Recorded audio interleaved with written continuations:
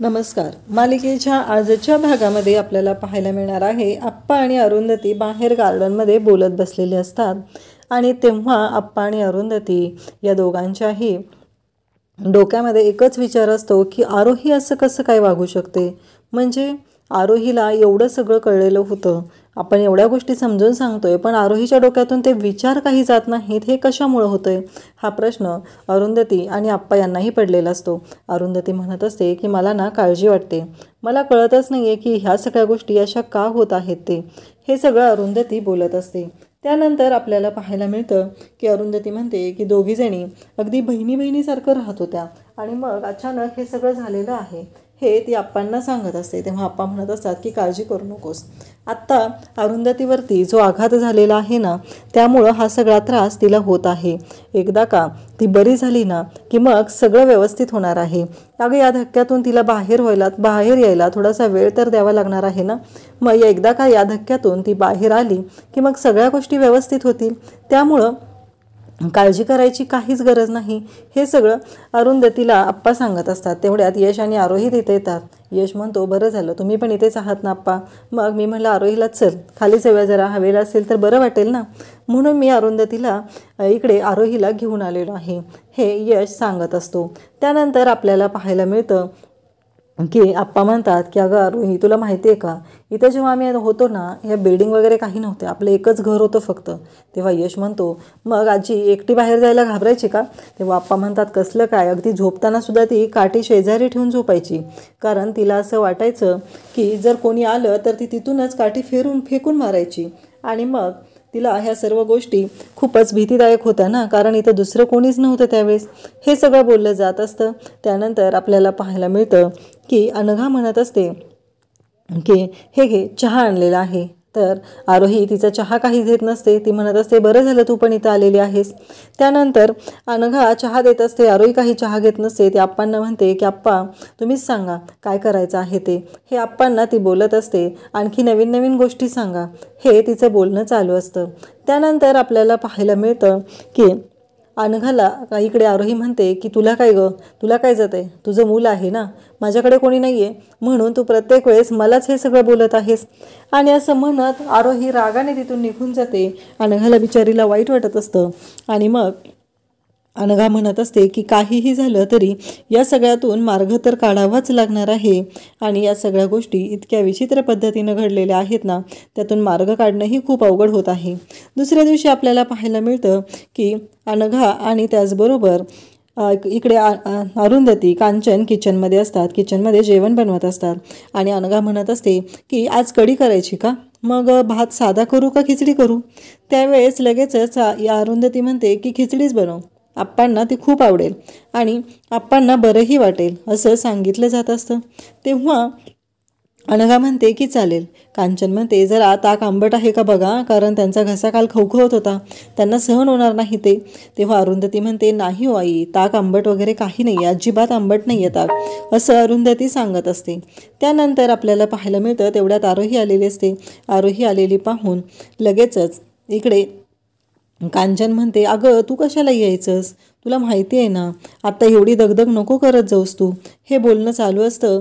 आणि त्याचबरोबर इकडे आरोही म्हणत असते की तसं नाही, मला बरं वाटत होतं ना म्हणूनच मी आलेली आहे.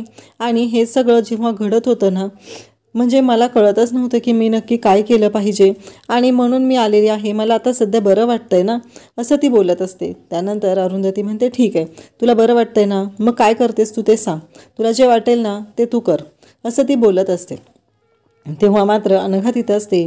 आरोहीला म्हणते अरुंधती की पापड भाजतीस का तू, पापड तळून घेतेस का. तेव्हा आरोही म्हणते की हो आई घेते, असं म्हणत ती आता पापड तळण्यासाठी जाते. अनघा तिथं जाते आणि अनघा तिला म्हणू लागते की आरोही मला तुझ्याशी बोलायचं आहे. अनघा तिच्याशी बोलण्याचा प्रयत्न करत असते. अनघा वारंवार गैरसमज दूर करण्याचा प्रयत्न करत आहे. अनघालाही स्वतःला गिल्टी वाटत आहे. आणि जेव्हापासून आरोहीने तिच्यावर ब्लेम लावलेले आहेत तेव्हापासून तर अनघाला जास्तच वाईट वाटत आहे. तर अनघा आरोहीच्या जवळ जात आहे आणि तिला म्हणत आहे की आरोही मला तुझ्याशी बोलायचं आहे गं. कांचन अरुंधती दोघीही तिथंच असतात. आणि त्यावेळेस आरोही मात्र म्हणत असते की मला नाही बोलायचं तुझ्याशी. खरं तर इकडे अनघाला ऑलरेडी टेन्शन आलेलं असतं.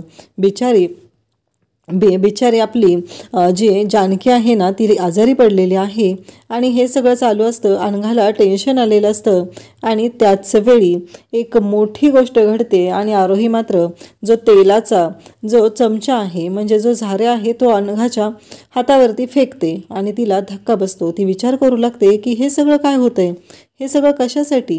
या सगळ्या गोष्टींचा विचार आता डोक्यात आलेला आहे आणि आरोहीला अनघा तिथं अनघा म्हणते अगं काय हे काय झालं असं ती बोलत असते. आणि त्याच वेळी इकडे आरोहीला जे काही झालेलं आहे त्यामुळं एवढा मोठा धक्का बसलेला असतो आणि त्याचवेळी इकडे अनघाच्या हाताला भाजलेला आहे आणि त्या गोष्टीमुळं खूप मोठी गोष्ट घडत आहे.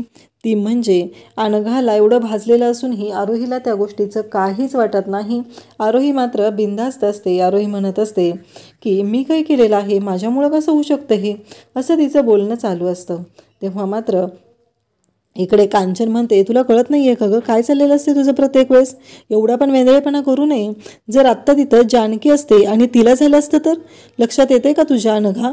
इकडे आरोही तुझ्या लक्षात येते का तू चुकीच्या पद्धतीनं वागलेली आहेस आत्ता, ही गोष्ट जरा जाणून घे असं म्हणत कांचन ओरडायला सुरुवात करते. कांचन म्हणत असते की जरा सांभाळून राहत जा, कारण ज्या गोष्टी घडत आहेत ना त्या खूपच विचित्र पद्धतीनं घडत आहेत आणि काहीही झालं तरीही आत्ता तू ज्या पद्धतीनं रिॲक्ट केलेला आहे ना ते पूर्णपणे चुकीचं आहे. तू अशा पद्धतीनं रिॲक्ट करायची काहीही गरज नव्हती असं बोललं जात असतं. इकडे आरोही आता तिच्या रूममध्ये आलेली असते आणि तिच्या रूममध्ये आल्यानंतर आरोहीला इकडे संजना म्हणत असते तू कशाला एवढं गिल्ट वाटून घेतेस, असं काय झालेलं आहे ना, तुला विचार कर ना, तुझ्यामुळे तिला साधे 4 फोड तर आलेले आहेत आणि असंही अनघाला अरुंधतीसारखी सगळ्यांचं हे मिळवून घ्यायची सहानुभूती मिळवायची सवयच आहे. आणि इकडे ती म्हणत असते नाही माझ्यामुळं भाजलेलं आहे. पण आता आरोहीच्या डोक्यात जे चांगले विचार आलेले असतात ते घालवण्याचं काम संजना करत असते आणि संजनाचं असं म्हणणं असतं की तुझ्यामुळं काही झालेलं नाही आहे. नेमका यश तिथे येतो आणि आरोहीला विचारू लागतो आरोही तुला कळतंय का तू काय केलेलं आहेस ते. तेव्हा आरोही म्हणते मी काय केलेलं आहे. तेव्हा यश म्हणतो की तुझ्यामुळं अनघाला भाजलेला आहे आणि तू साधं विचारलंही नाही तिला जाऊन. तेव्हा लगेचच संजना म्हणू लागते साधे 4 फोड आलेले आहेत तिला, एवढं काय बोलायला लागलायस रे तू. तेव्हा यश म्हणतो की हे बघ आमच्या दोघांच्या मध्ये बोलण्याचा अधिकार एकतर तुला नाही, तू आमच्या दोघांच्या मध्ये बोलू नकोस आणि आमच्या रूममध्ये यायचं धाडसच का केलंस तू. हे सगळं यश स्पष्टपणे बोलत असतो आणि सांगत असतो की तू आमच्या रूममध्ये यायची काहीही गरज नाही, कारण आमच्या रूममध्ये कोणी यायचं काय करायचं हे आमच्या मी ठरवायला पाहिजे आणि आमच्या दोघांच्या मध्ये तू बोलायचंच नाही. कारण यशला अजिबात आवडलेलं नसतं की इकडे रूममध्ये संजना आलेली आहे आणि संजना आरोहीबरोबर बोलते. या गोष्टीवरूनच यशला कळलेलं असतं की या सगळ्यामागे खरा सूत्रधार काय आहे ते, म्हणजे आरोही जे वागते याच्या मागचा खरा सूत्रधार ही संजना आहे. ही गोष्ट यशच्या लक्षात आलेली असते आणि यश मात्र इकडे विचार करत असतो. यश म्हणत असतो नाही काहीतरी अशा गोष्टी घडलेल्या आहेत म्हणूनच आरोही असं वागायला लागलेले आहे. तो आरोहीला समजून सांगत असतो. आरोहीला म्हणत असतो की काहीही झालं तरी तू चुकीच्या पद्धतीने विचार करत आहे, तो अशा पद्धतीने विचार केला नाही पाहिजे असं इकडे यशचं म्हणणं असतं. आणि इकडे आपल्याला पाहायला मिळतं की कांचन अनघा सर्वजण तिथं बोलत बसलेले असतात. अरुंधतीही असते आणि हे सगळेजण बोलत असतात. तेव्हाच आप्पा म्हणत असतात की अगं कांचन हे सगळं ज्या पद्धतीनं घडत आहे ना थोडंसं आपण वेळ तर दिला पाहिजे ना, हे आप्पांचं बोलणं चालू असतं. आणि त्याच वेळी आपल्याला पाहायला मिळतं की अनिरुद्ध तिथं आलेला असतो. अनघाला सगळेजण म्हणत असतात की अगं जरा काळजी घे. त्याचवेळी अनिरुद्ध तिथे येतो आणि विचारू लागतो की अनघा बरं आहे का गं, ऑइंटमेंट लावलंस का. तेव्हा अनघा म्हणते की हो. आणि मग लगेच संजना म्हणते एवढं काय झालेलं आहे, 4 फोड तर आलेले आहेत तिला आणि आरोहीला जी जखम झालेली आहे ती बरी होणार आहे का हिच्यामुळं. आरोहीमुळं थोडंसं काही भाजलं तेल तर तुम्ही सगळेजण तिची एवढी स्तुती करत आहात आणि तिला सवयच आहे अरुंधतीसारखी सहानुभूती मिळवत राहायची. तेव्हा संजनाला लगेचच अनघा म्हणते की हे बघा संजनाताई तुम्ही आमच्यामध्ये पडायची काही गरज नाही आहे आणि प्रत्येक वेळेस ताईला मध्ये तर घेऊच नका तुम्ही, कारण ते करण्याची गरजच नाही आहे. तुम्ही प्रत्येक वेळेस चुकीच्या पद्धतीने बोलत असतात, चुकीच्या पद्धतीने विचार करत असता, हे सगळं बोललं जात असतं. आणि त्याचवेळी आपल्याला पाहायला मिळतं की या सगळ्या गोष्टी घडत असतात. तेव्हा मात्र इकडे अनघाच्या बाबतीत ती बोलल्यानंतर अनघाला खूप राग येतो आणि अनघा संजनाला उत्तर देते. त्यानंतर अनिरुद्ध म्हणत असतो की मला आप्पा तुमच्याशी काही बोलायचं आहे, मी पर्सनल लोन काढत आहे आणि मला इथे काही लोक येतील तेव्हा तुम्ही त्यांच्याशी व्यवस्थित राहा, त्यांना सांगा की हे सगळं जे काय आहे ना त्या सगळ्या गोष्टी तुम्ही त्यांच्यासमोर आणू नका. आप्पा म्हणतात की हे बघ अनिरुद्ध, मला खोटं बोलायची अजिबात सवय नाही आणि मी खोटं बोलणार नाही असं आप्पा स्पष्टपणे सांगतात. तेव्हा मात्र अनिरुद्ध म्हणत असतो की काहीही झालं तरीही आजपर्यंत मी कधीही खोटं बोललेलो नाही आणि त्यामुळं यापुढेही मी खोटं बोलणार नाही असं आप्पांचं स्पष्ट म्हणणं असतं. तेव्हा संजना म्हणते की तुला पर्सनल लोन काढायची गरज काय आहे अनिरुद्ध, म्हणजे कशासाठी करतोयस हे सगळं तू.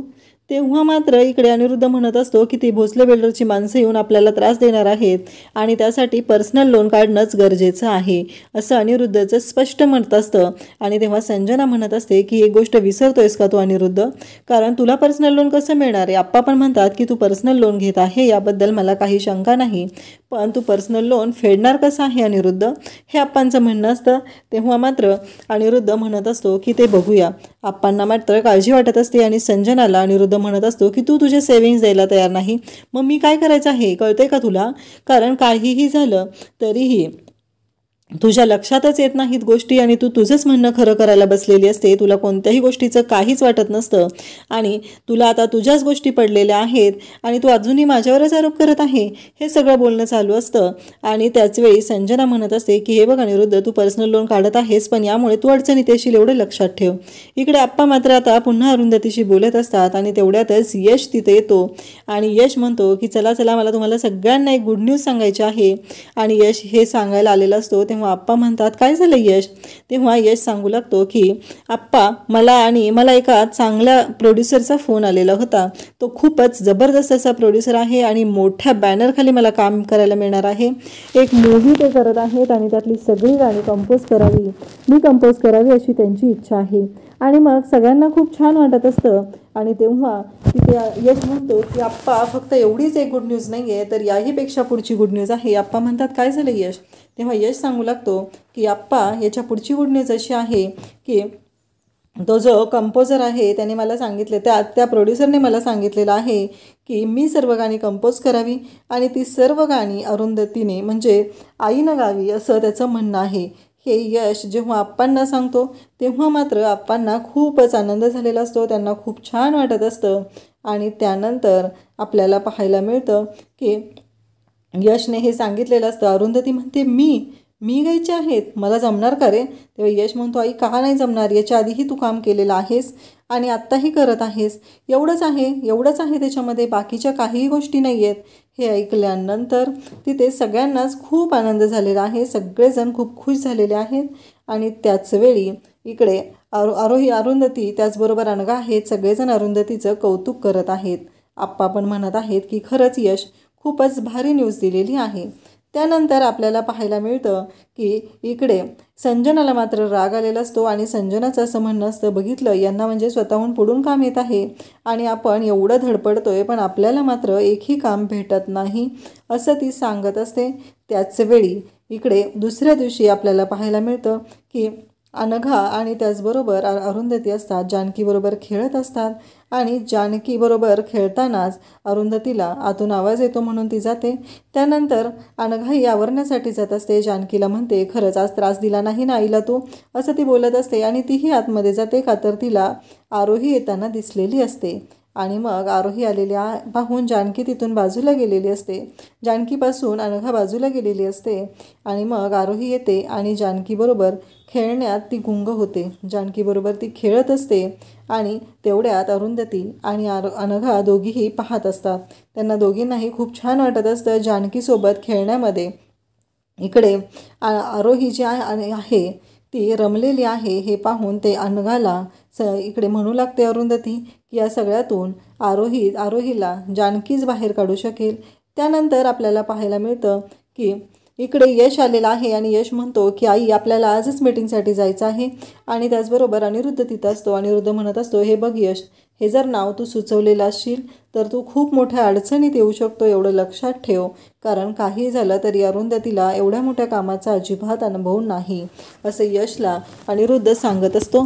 तेव्हा यश म्हणत असतो की बाबा, आईनं किती काम केलेलं आहे किंवा कोणत्या पद्धतीचं काम केलेलं आहे ते मला चांगलंच माहिती आहे. आणि मग अनिरुद्ध हे सगळं निगेटिव्ह बोलत असतो.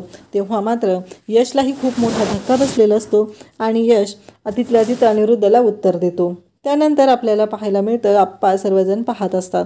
उद्याच्या भागामध्ये आरोही आणि जानकी खेळत असतात आणि त्याचवेळी संजना तिथे येते आणि संजना म्हणू लागते की बघ, हे जे बॉन्डिंग आहे ना तुझ्यामध्ये आणि जानकीमध्ये, ते बॉन्डिंग अनघामध्ये आणि जानकीमध्ये अजिबात नाही. खरं तर तू तिची खरी आई आहेस असं वाटत आहे.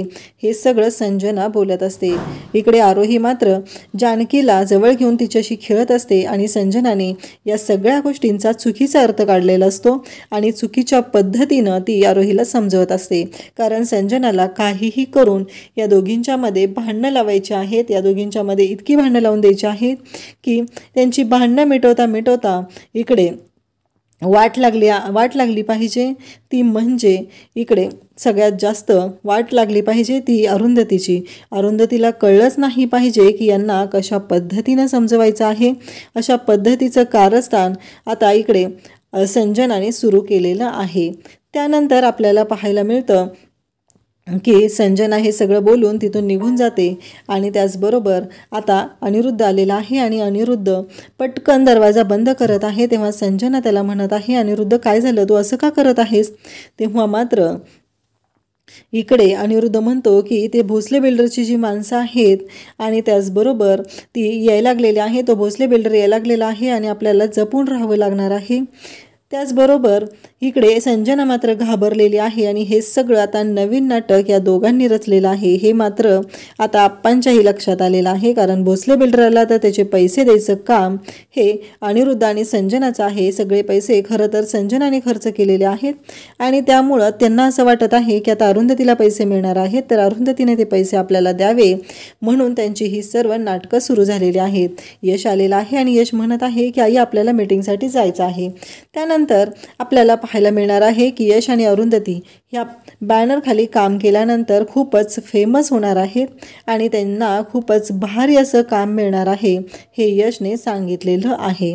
इकडे आता यश आणि अरुंधतीची जी भरभराट होणार आहे त्यामुळं संजनाच्या मात्र नाकी नऊ आलेले आहेत. तर हे आपल्याला पाहायला मिळणार आहे. थँक्यू.